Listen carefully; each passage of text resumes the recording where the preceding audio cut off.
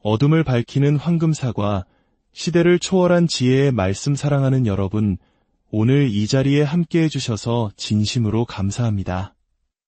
잠시 후 여러분께서 들으실 메시지는 이 시대와 우리 모두를 향한 하나님의 강력한 깨우침의 음성이 될 것이라 믿습니다.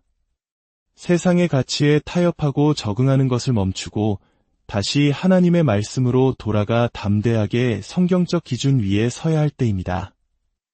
이 메시지가 여러분의 마음에 울림을 주었다면 좋아요와 공유를 통해 이 빛을 더 많은 이들에게 전해주세요. 여러분의 작은 행동이 누군가에게는 큰 위로와 희망이 될 수 있습니다. 하나님의 크신 은혜가 여러분의 선한 나눔 위에 넘치기를 축복합니다. 이제 하나님의 말씀 속으로 함께 들어가 보겠습니다. 잠언 25장 11절은 이렇게 말씀합니다.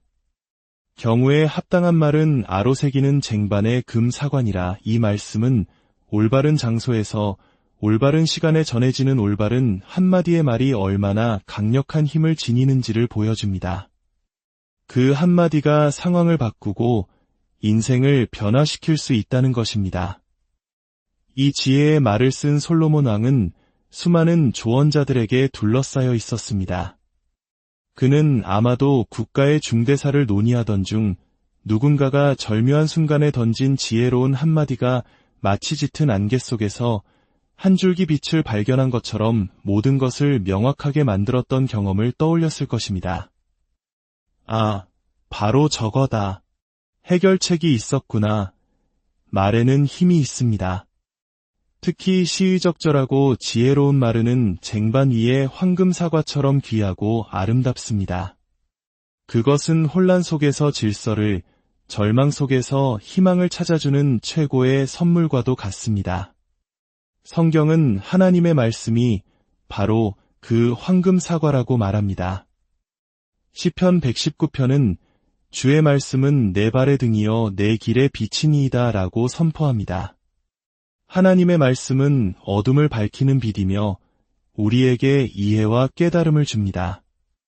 로마서는 하나님께서 말씀으로 이 세상을 창조하셨고 지금 이 순간에도 그분의 말씀으로 온 세상을 붙들고 계신다고 증언합니다. 하나님께서 빛이 있으라 말씀하시니 빛이 생겨났습니다. 말씀 한마디가 칠흑 같은 어둠을 찬란한 빛으로 바꾸는 기적. 이것이 바로 말씀의 능력입니다. 이제 저는 여러분을 잠시 역사의 한 페이지로 안내하고자 합니다.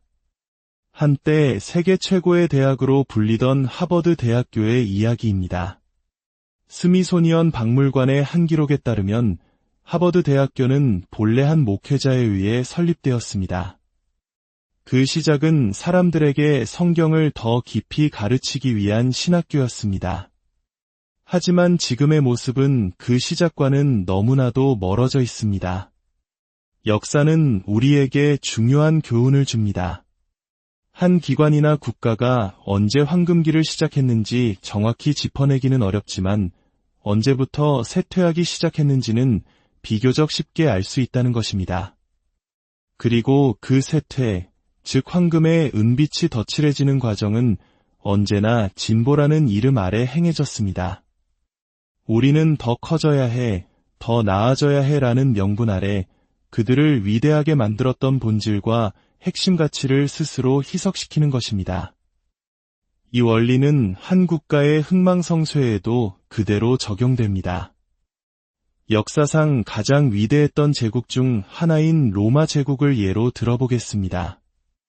로마는 강력한 군사력과 뛰어난 도로망, 그리고 전 세계에 통용되던 언어를 바탕으로 세계를 지배했습니다. 그 어떤 외부의 군대도 감히 로마를 무너뜨릴 수 없었습니다. 하지만 로마는 무너졌습니다. 외부의 적이 아니라 내부로부터 스스로 붕괴했습니다.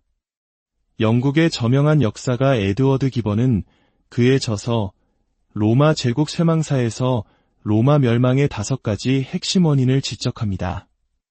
놀랍게도 그 원인들은 오늘날 우리 사회의 모습과 너무나도 닮아 있습니다. 첫째, 급격한 이혼율 증가와 가정의 붕괴였습니다. 사회의 가장 기본 단위인 가정이 흔들리기 시작할 때, 남편과 아내, 부모와 자녀의 관계가 무너질 때 국가는 쇠퇴의 길로 접어듭니다. 둘째, 끝없이 오르는 세금과 일하지 않는 사회 분위기였습니다. 국가는 거두어들인 세금으로 사람들에게 공짜빵을 나누어 주었고, 이는 결국 땀 흘려 일하는 것의 가치를 떨어뜨리고 게으른 사회를 만들었습니다. 물론 질병이나 어쩔 수 없는 사정으로 도움이 필요한 사람들에 대한 이야기가 아닙니다. 건강한 신체를 가지고도 일하려 하지 않고 당연하게 무언가를 받으려고만 하는 문화가 팽배해졌다는 것입니다. 성경은 누구든지 일하기 싫어하거든 먹지도 말게 하라고 단호하게 말씀합니다. 셋째, 쾌락에 대한 광적인 집착이었습니다. 사람들은 도덕적으로 썩어갔고 오직 더 자극적이고 더 강렬한 즐거움만을 추구했습니다. 검투사 경기는 이러한 퇴폐적인 문화를 상징적으로 보여줍니다. 신앙의 쇠퇴는 쾌락에 대한 집착과 정비례했습니다. 그러나 오늘 이 자리에 모인 여러분은 삶의 재미와 오락보다 더 중요한 가치가 있음을 선포하는 분들입니다. 하나님은 우리 가정에 중요합니다. 하나님은 우리 삶의 주인이십니다. 라고 고백하는 여러분이 바로 이 시대의 희망입니다. 넷째, 내부의 분열이었습니다. 진짜 적은 밖에 있는 것이 아니라 바로 안에 있었습니다. 로마 시민들은 서로 분열하고 다투었으며 이로 인해 제국은 스스로 무너져 내렸습니다. 이러한 쇠퇴의 결과 로마는 야만의 시대, 즉 우리가 아는 중세 암흑기로 접어들게 됩니다. 사회는 폭력과 무지로 가득 찼습니다. 밤이 되면 집 밖에 나가는 것은 목숨을 거는 일이 되었고 살인범이 잡혀 처벌받을 확률은 극히 희박했습니다. 정의와 법질서는 땅에 떨어졌습니다. 사람들은 더 이상 배우려 하지 않았고 깊이 있는 대화는 사라졌으며 증오와 폭력, 약탈과 살인만이 남았습니다. 그리고 이 어둠의 정점에서 당시의 제도권 종교는 가장 끔찍한 결정을 내립니다. 바로 일반 사람들로부터 성경을 빼앗아 버린 것입니다. 그들은 성경을 소수의 사제들만 읽을 수 있는 라틴어로 번역하고 평신도가 성경을 소유하거나 읽는 것을 법으로 금지했습니다. 성경의 해석은 오직 사제의 권한이 되었고 아무도 그들의 가르침에 의문을 제기할 수 없었습니다. 심지어 돈을 내면 지옥에 간 조상의 영혼을 구해낼 수 있다는 식의 비성경적인 가르침들이 활개를 쳤습니다. 이 깊은 어둠 속에서 한 줄기 빛이 비추기 시작했습니다. 바로 그 제도 안의 사제였던 마르틴 루터가 일어선 것입니다. 그는 우리가 구원받는 것은 돈이나 권력, 선행 때문이 아니라 오직 하나님의 은혜로 믿음으로 말미암는 것이라고 외쳤습니다.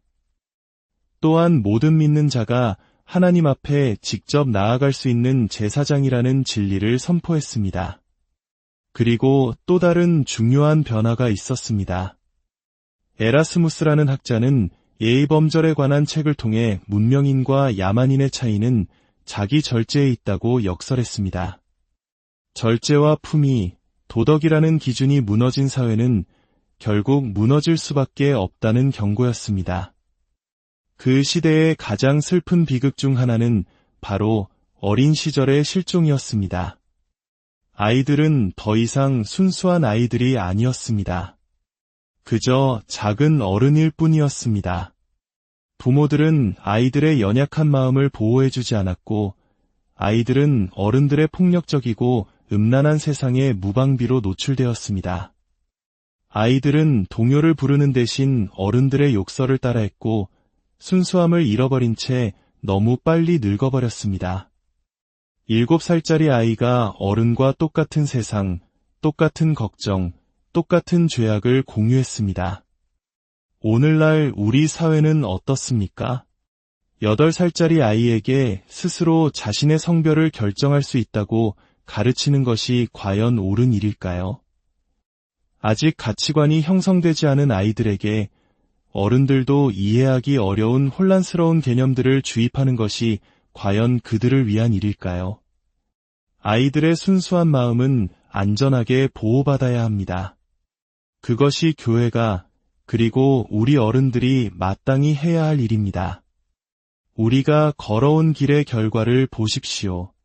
소망을 잃고 우울증과 중독에 빠져 죽어가는 다음 세대를 보십시오. 이제는 돌이켜야 합니다. 빛으로 돌아와야 합니다. 절망적인 어둠 속에서 역사의 흐름을 바꾼 두 가지 위대한 사건이 일어났습니다. 첫째, 1400년대 구텐베르크에 의해 발명된 금속 활자 인쇄술입니다. 이것은 단순한 기술의 발전이 아니었습니다. 인류 역사의 물줄기를 바꾼 위대한 혁명이었습니다. 그리고 역사적인 사실은 이 새로운 기술로 인류가 인쇄한 첫 번째 책이 바로 성경이었다는 것입니다. 말씀이 들어가는 곳에 빛이 들어갑니다. 이것이 바로운 쟁반 위의 황금 사과입니다. 닫혀있던 성경이 펼쳐지고 하나님의 말씀이 모든 사람의 언어로 읽히기 시작하자 천년간 지속되던 암흑기가 서서히 물러가고 르네상스와 종교개혁의 밝은 빛이 비추기 시작했습니다.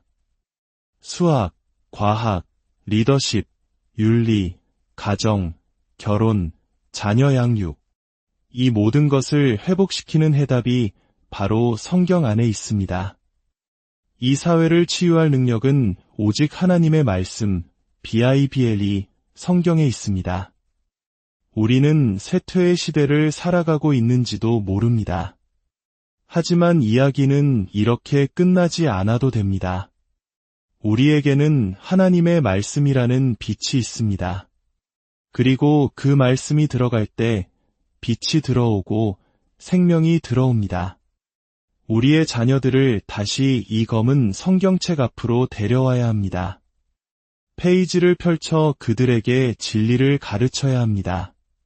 그들을 위해 기도하고 그들을 교회로 인도하며 가장 거룩한 믿음 위에 굳건히 세워야 합니다. 지금 이 순간 삶이 무너져 내리고 소망이 보이지 않는다고 느끼는 분이 계십니까? 너무 멀리 와버려서 돌이킬 수 없다고 생각하십니까? 그렇지 않습니다. 당신을 용서하실 뿐만 아니라 당신을 인도하시고 자유케 하실 한 분이 계십니다. 그 이름은 바로 예수 그리스도입니다. 그 이름에는 능력이 있습니다. 지금 저와 함께 기도합시다. 주 예수님, 제 삶을 주님께 드립니다. 저의 가정을 주님께 드립니다. 우리는 상처받고 깨어졌습니다. 주님이 필요합니다. 우리 자녀들과 손주들을 위해 기도합니다. 그들의 삶을 짓누르는 모든 무거운 짐들로부터 예수 그리스도의 보혈로 덮어 주시옵소서. 사탄은 거짓말쟁이이며 결코 승리할 수 없습니다. 하나님의 손이 당신과 당신의 가정을 붙들고 계십니다. 예수 그리스도의 이름으로 우리 가정의 주인이 되어주시고 주님의 손으로 친히 만지시며 치유하고 회복시켜 주옵소서. 이 기도를 함께 드리신 모든 분들의 삶에 하나님의 놀라운 기적이 함께하기를 소망합니다. 우리는 하나님의 말씀이라는 빛을 가졌습니다. 그 말씀이 우리 안에 들어올 때 빛이 들어오고 생명이 시작됩니다. 하나님의 크신 은혜와 평강이 여러분과 여러분의 가정에 늘 함께하시기를 예수 그리스도의 이름으로 간절히 축복하며